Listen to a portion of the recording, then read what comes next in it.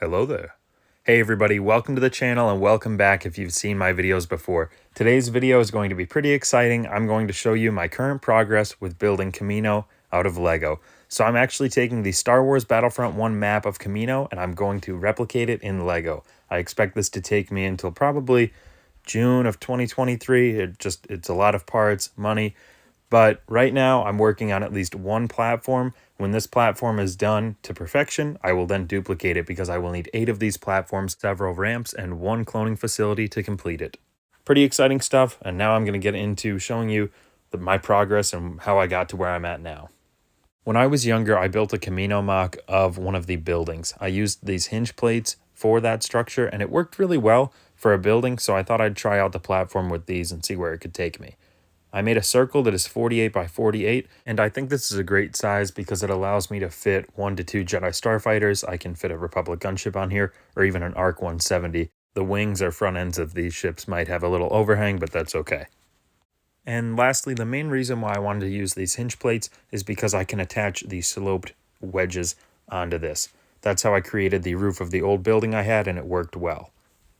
As you can see here, this is how I used the wedge plates and hinges to create that sloped edge. And then I also tried out a base using wedge plates. I soon came to realize this base did not work well, it wasn't structural enough, and it would be very difficult to mount other features onto the top of this base plate or even make a decorative top.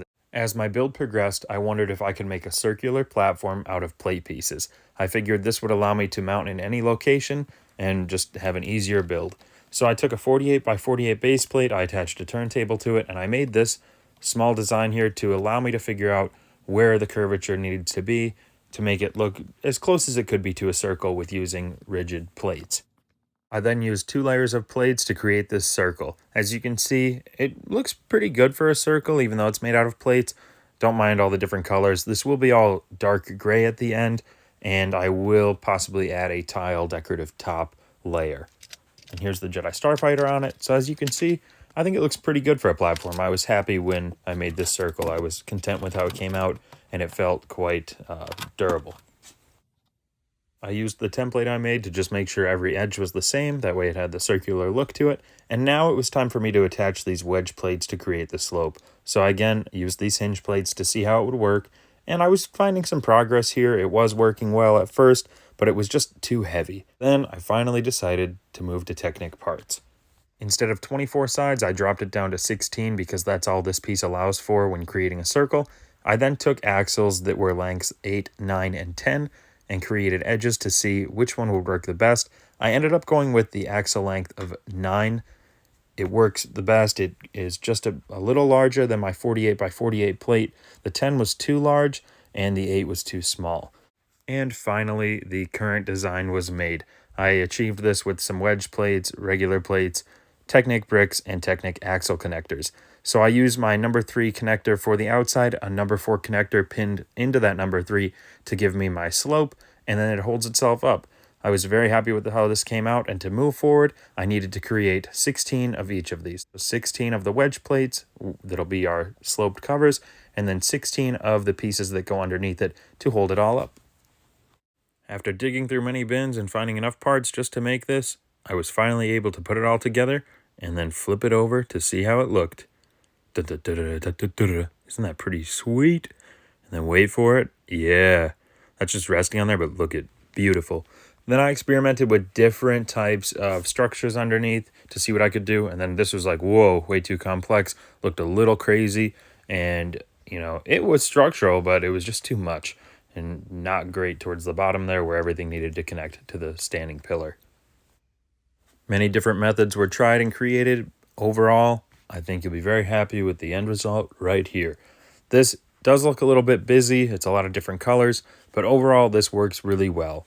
The base plate is very structural. I can push my hand down it in any location and it will still hold. So that means I could put large starships on here, plenty of figures. And then I had multiple other arms that come out and support the sloped pieces. The sloped siding, I really didn't take into account how much that would weigh. It's heavy and it droops, and because it's sloped, it's trying to pull itself inward. So I needed these supports underneath, and when I attached these, it worked really well. Kind of looks like a carnival ride or something, but I'm happy with it, and now hopefully I can finish the design and then order parts in the same color for this. These two pieces here are what I would like each of them to look like. I'm still experimenting with the bottom and other decorative plates I want to put on them, as well as the top where it overlaps onto the plates. As you can see here, this plate base connects well. It does hook to the bricks beneath. Right now I just have it resting there, but it lines up perfectly with the edges where it should. And it is structural, look at that. Pushing on it, no problem. Then I take this off. I did not attach this yet because I'm still constructing it and trying different methods out with the plates. This is how I connected everything on the inside. The Technic bricks come together in a helicopter pattern, and then they connect to these gigantic plates. This is how I connected the ring to the plates. Using axles worked really well, and then I needed to add additional supports underneath to really hold everything up. There's supports holding the plates and supports holding this ring. Each of these is connected with Technic bricks and they fold up, and you could easily pop them off to modify them or change any of them.